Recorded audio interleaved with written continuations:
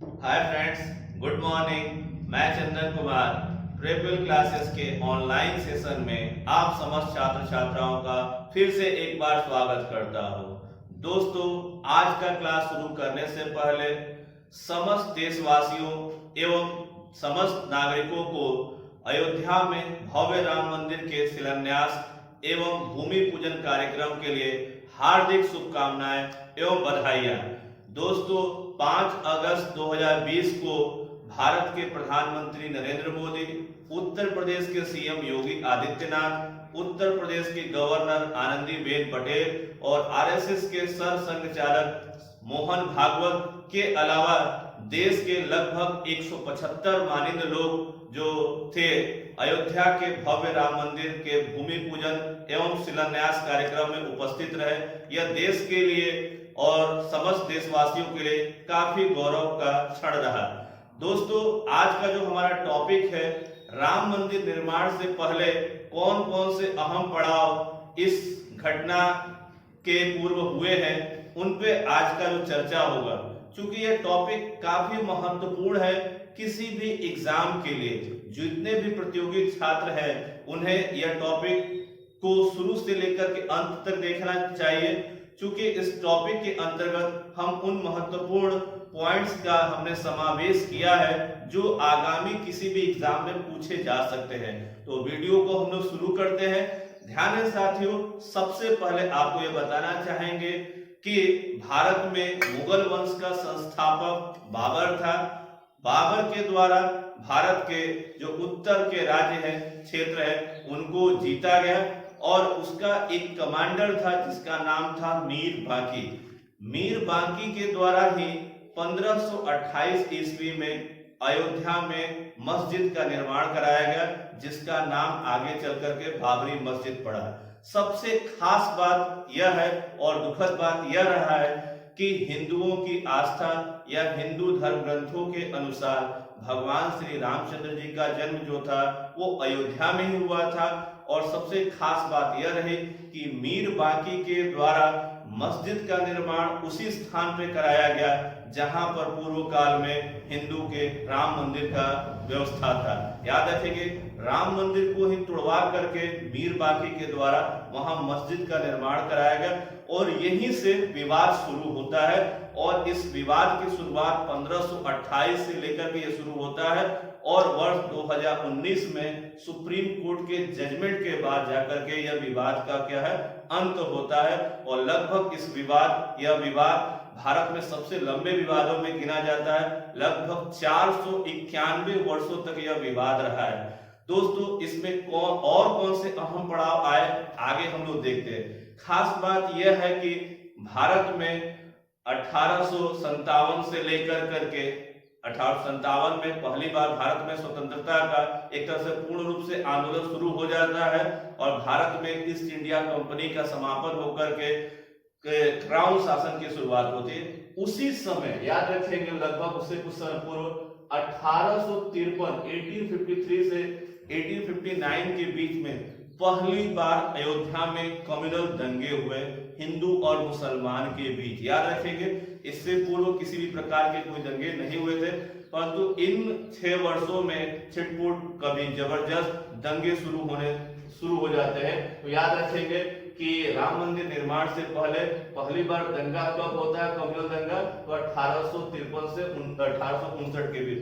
इन दंगों के बाद जो क्षेत्र है वो ब्रिटिश हुकूमत या कहे ब्रिटिश सरकार अपने अधीन कर लेती है और एक तरह से वहां से विवाद और आगे बढ़ता है। याद रखेंगे, 1885 एक अहम पड़ाव है। 1885 में महंत रघुवर दास, जो वहां के स्थानीय पुजारी हैं, उन्होंने ब्रिटिश अदालत में इस मामले को लेकर के जाते हैं और उन्होंने वार्षिक पूजा का अधिकार मांगा कि ये हमारे आदर्श श्री राम जी की जन्मस्थली है, इसलिए हमें पूजा का अधिकार मिले और छत के निर्माण का अधिकार मिले। तो याद रखिए, महंत रघुवर दास ही वो पहले व्यक्ति है जो पहली बार इस मामले को न्यायालय में ले जाते हैं। ध्यान है साथियों, विवाद आगे बढ़ता रहता है। फिर भारत वर्ष 1947 में आजाद भारत होता है और 1949 में एक अगला अहम पड़ाव यह आता है कि कुछ हिंदुओं के द्वारा मस्जिद में ले दे करके कहे, मस्जिद जो विवादित स्थल है, मस्जिद में भगवान श्री राम जी की मूर्ति और माता सीता का क्या है प्रतिमा की स्थापना कर दी जाती है, जिसको लेकर के अयोध्या क्षेत्र में काफी हलचल बढ़ जाती है। और इस तरह की घटना के बाद तत्कालीन भारत सरकार ने उस क्षेत्र को क्या है अपने कब्जे में ले लिया। चूंकि याद रखें कि विवाद ही इस बात का शुरुआत रहता है, चूंकि वहां एक राम मंदिर हुआ करता था जिसे तोड़ करके मीर बाकी ने मस्जिद का निर्माण कराया। तो याद रखेंगे 1949 में 1949 में मस्जिद में राम जी की प्रतिमा क्या है स्थापित की जाती है। फिर याद रखेंगे इस घटना के बाद लगभग अयोध्या पूरे उत्तर प्रदेश में हिंदुओं के द्वारा अपने पूजा को अधिकार को लेकर के कई मुकदमे क्या है दर्ज कराए जाते हैं। 1950 में 1950 में एक खास मुकदमा महंत रामचंद्र दास के द्वारा भी दर्ज कराया जाता है कि हमें क्या है पूजा का अधिकार मिले, परंतु सरकार के द्वारा जो मस्जिद के अंदर का जो हिस्सा है वो मुस्लिमों के लिए जो पहले से एक तरह से व्यवस्था किया गया था, और बाहर का हिस्सा जो है हिंदुओं के लिए व्यवस्था किया।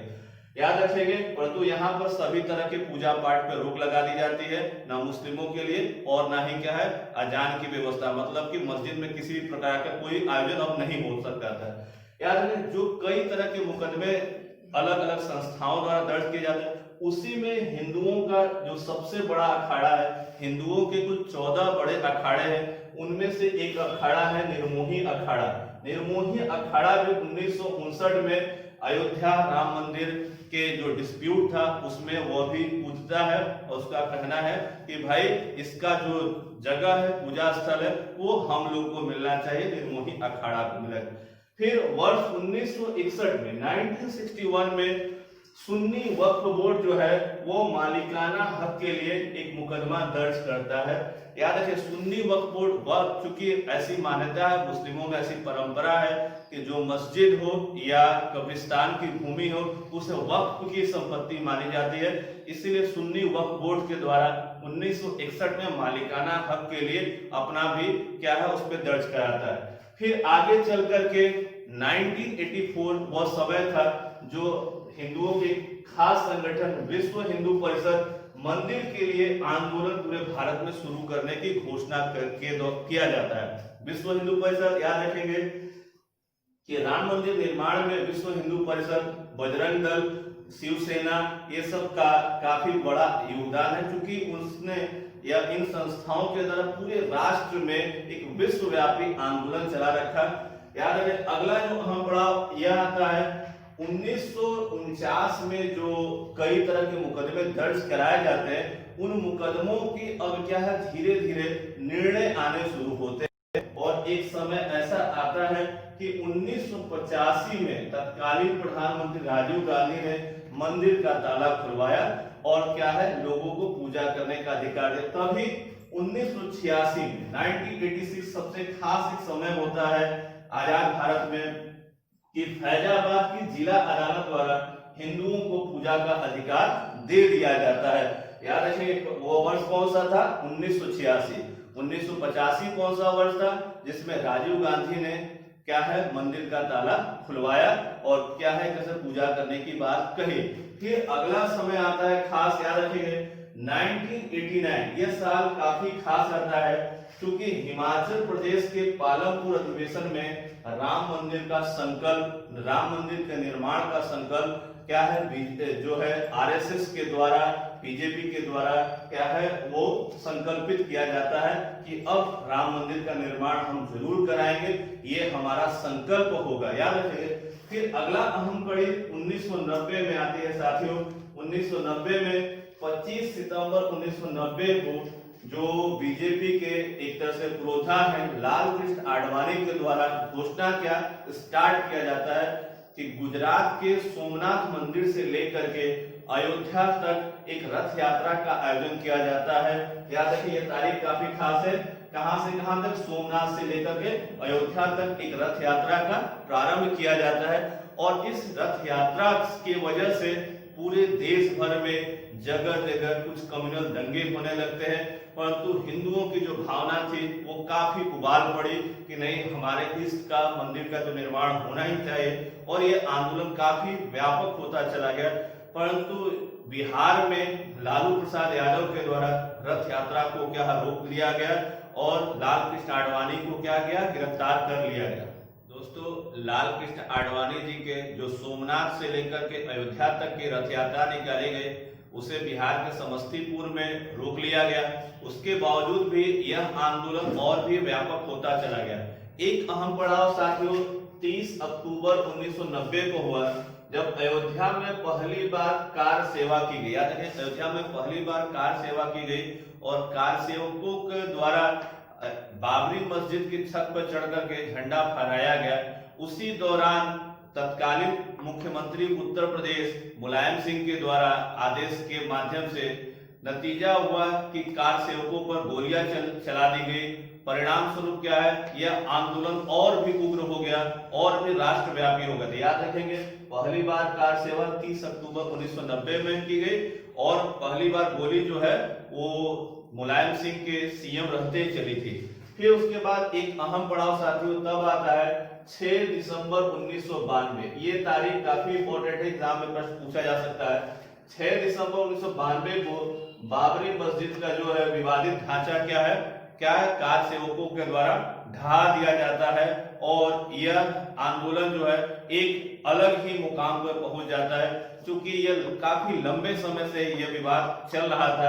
याद रखिए, 6 दिसंबर 1992 वो तारीख है जब बाबरी मस्जिद का जो विवादित ढांचा क्या है, ढा दिया जाता है कार सेवकों के द्वारा। उस समय उत्तर प्रदेश में सरकार जो थी वो कल्याण सिंह की थी और भारत में जो तत्कालीन प्रधानमंत्री थे पीवी नरसिम्हा राव थे। याद रखेंगे साथियों, अगला अहम पड़ाव साथियों क्या होता है कि इस ढांचे को गिराए जाने के परिणाम स्वरूप सरकार के द्वारा 16 दिसंबर 1992 को मस्जिद ढहाने की जांच के लिए एक आयोग का गठन किया जाता है। उसका नाम है लिब्राहन आयोग। ये कई बार एग्जाम में पूछा जा चुका है साथियों कि बाबरी मस्जिद के विध्वंस की जांच के लिए कौन सी कमेटी गठित की गई थी, तो लिब्राहन आयोग। उसका गठन कब हुआ, 16 दिसंबर 1992। याद रखेंगे, इन सब घटनाओं के बाद दुनिया भर के मुकदमे जगह जगह कराए जाते थे, परंतु फिर बाद में सभी मुकदमों को एक जगह कर करके चलाया गया। और याद रखेंगे 2002 में, तब तक क्या है हमारे देश में समय बदलता है, 2002 में प्रधानमंत्री जो बनते हैं, बनने को तो वो और पहले ही बन जाते हैं अटल बिहारी वाजपेयी, परंतु वर्ष 2002 में उन्होंने एक अयोध्या विभाग की स्थापना की, जिसका मूल मकसद था कि किसी भी तरह से आपस में सलाह मशवरे से क्या है मंदिर का निर्माण पूरा किया जा सके, परंतु ऐसा हुआ नहीं। जो मुकदमे थे वो आगे चलते रहे और एक ऐतिहासिक तारीख 30 सितंबर 2010 का आया, जब 30 सितंबर 2010 को इलाहाबाद हाईकोर्ट की लखनऊ बेंच ने एक फैसला दिया। इलाहाबाद हाईकोर्ट की लखनऊ बेंच ने वर्ष 2010 में एक फैसला दिया। इस फैसले के अंतर्गत जो विवादित भूमि, याद रखेंगे जो पूरा विवाद है 2.77 एकड़ भूमि का, याद रखेंगे एक्चुअल में हिंदुओं के लिए यह आस्था का विषय रहा है, परंतु न्यायालयी परिदृश्य में यह एक लैंड डिस्प्यूट था। याद रखेंगे यह क्या था, भूमि विवाद था, जिसके मालिकाना हक को लेकर के क्या है 3 अलग अलग संस्थाएं, एक वो निर्मोही अखाड़ा, एक वो रामलला जन्मभूमि और एक और क्या है सुन्नी वक्फ बोर्ड जो है वो अपना अपना दावा पेश कर रहा था। याद रखेंगे ये न्यायालयी प्रक्रिया के अंतर्गत सारी बातें हैं। तो याद है 30 सितंबर 2010 को इलाहाबाद हाईकोर्ट की लखनऊ बेंच ने एक फैसला दिया, जिसमें जो तीनों जो हिस्सेदार जो मालिकाना हक का डिमांड कर रहे थे उनको क्या है 3 पार्ट में इस विवादित भूमि को क्या है एक तरह से बांट दिया, सभी को एक एक हिस्सा दे। इस निर्णय से कोई भी पक्षकार जो था वो संतुष्ट नहीं हुआ और मामला जो है अब क्या है वर्ष 2011 में सुप्रीम कोर्ट पहुंच जाता है। फिर इसमें कई तरह के हीला हवाले होते चलते रहे, परंतु अंततः समय 2019 का आया। 2019 में 5 जजों की एक संवैधानिक पीठ का निर्माण किया गया और 5 जजों की संवैधानिक पीठ के द्वारा लगातार 40 दिनों तक सुनवाई हुई। याद रखेंगे भारत में किसी मामले के अगर सबसे ज्यादा समय तक हियरिंग एक तरह से चली लगातार, तो वो क्या है, अयोध्या मैटर का ही है। याद रखेंगे, राम मंदिर मामला ही, या इससे जो ज्यादा समय चला था लगभग 60 दिनों तक, वो केशवानंद भारती का मामला था। 40 दिनों की लंबी सुनवाई के बाद सुप्रीम कोर्ट एक निर्णय पे पहुंचता है। याद रखेंगे 2011 में मामला क्या है, सुप्रीम कोर्ट पहुंचता है, क्योंकि तीनों जो पक्षकार थे वो निर्णय से संतुष्ट नहीं थे। फिर 16 अक्टूबर 2019 वह तारीख थी जब सुप्रीम कोर्ट में क्या है, जो 2.77 एकड़ भूमि के मालिकाना हक की जो लड़ाई थी, इसकी सुनवाई क्या है, सुप्रीम कोर्ट में पूर्ण रूप से पूरी हो गई। और अंततः 9 नवंबर 2019 वो खास तारीख था जिसमें अयोध्या विवाद का क्या है, फैसला पूरी तरह से सुना दिया गया। ध्यान है साथियों, ये जो फैसला है 1045 पन्नों का है, और इसके जो फैसला जो है वो लगभग इसके मुख्य बातें जो है 45 मिनट तक क्या है, जजों के द्वारा पढ़ करके सुनाया गया, और निर्णय जो है वो पूरी तरह से रामलला के पक्ष में ही गया। दोस्तों, सुप्रीम कोर्ट में जो 5 जजों की संवैधानिक पीठ गठित की गई थी, उनके 5 जजों का नाम आपको जानना काफी जरूरी है, तो इसलिए हम उनके नाम ध्यान दें। पहले जो जज थे न्यायाधीश रंजन गोगोई, उस समय जो है चीफ जस्टिस ऑफ इंडिया थे। याद रखेंगे, न्यायाधीश रंजन गोगोई, न्यायाधीश शरद अरविंद बोबड़े, न्यायाधीश अब्दुल नजीर, न्यायाधीश अशोक भूषण और न्यायाधीश DY चंद्रचूड़। इन 5 जजों ने ही अयोध्या जो डिस्प्यूट था, लैंड डिस्प्यूट था, उसको क्या है, अपना यूनानिमस जो है जजमेंट दिया, और क्या है, इस फैसले के माध्यम से देश का जो सबसे लंबा मुकदमा था उसका क्या है, अंत हुआ। एक बात और याद रखेंगे, अयोध्या विवाद का जो 3 पक्षकार थे उसको किन किन वकीलों के द्वारा डिफेंड किया गया था, यह भी आपके लिए, प्रतियोगी छात्रों के लिए काफी इंपॉर्टेंट है। तो याद रखें, सुन्नी वक्फ बोर्ड का जो मैटर था, जो मालिकाना हक की जो लड़ाई थी, वो वकील राजीव धवन ने मामले को रखा। उसके अलावा निर्मोही अखाड़ा का जो पक्षकार बने थे वो सुशील कुमार जैन जी, जो वरिष्ठ अधिवक्ता हैं, और रामलला विराजमान के जो थे वो CS वैद्यनाथन जी थे। इन तीनों वकीलों के द्वारा अपना अपना पक्ष जो है वो न्यायालय में रखा गया। खास बात याद रखेंगे कि सुप्रीम कोर्ट के जो द्वारा जो निर्णय दिया गया था, 2.77 एकड़ जो लैंड थी वो पूर्ण रूप से रामलला विराजमान को दे दी गई, और उसके अलावा सुप्रीम कोर्ट ने 5 एकड़ भूमि जो है सुन्नी वक्फ बोर्ड के लिए भी व्यवस्था किया कि अयोध्या परिक्षेत्र में 5 एकड़ भूमि केंद्र और राज्य सरकार के द्वारा दी जाएगी, जहां जो भी सुन्नी वक्फ बोर्ड निर्माण करना चाहे वो निर्माण कर सकेगा। याद रखेंगे, यह निर्णय 1045 पन्नों का लिखा गया, और इसके जो अंतिम खास जो है बातें वो 45 मिनट सुप्रीम कोर्ट में पढ़ करके सुनाई गई। ध्यान है साथियों, ये वीडियो जो हमने बनाया है, इसके सारी बातें जो है उसे ध्यान से देखेंगे। अगर आपको ये वीडियो अच्छा लगा हो तो ज्यादा से ज्यादा लोगों तक इसे शेयर करें, लाइक करें। अगर आप हमारे चैनल पर नए हैं तो हमारे चैनल को जरूर सब्सक्राइब करें। धन्यवाद, नमस्कार।